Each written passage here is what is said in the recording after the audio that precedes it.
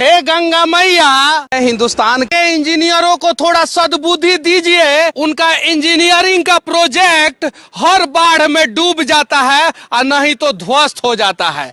और काश भारत सरकार के सभी इंजीनियर सही से प्रैक्टिकल किए होते सिविल गुरुजी जैसे इंस्टीट्यूट से, तो आज भारत का विकास नदी में नहीं होता बल्कि जमीन पे होता। भारत के सरकारी काबिल इंजीनियर आप लोगों का इस प्रकार का विकास देख के हम लोग आपका रिलाई करें कि छोड़ दे, आप ही लोग बता दीजिए। भारत सरकार और उसके काबिल इंजीनियरों के द्वारा विकास करने का प्रयास जब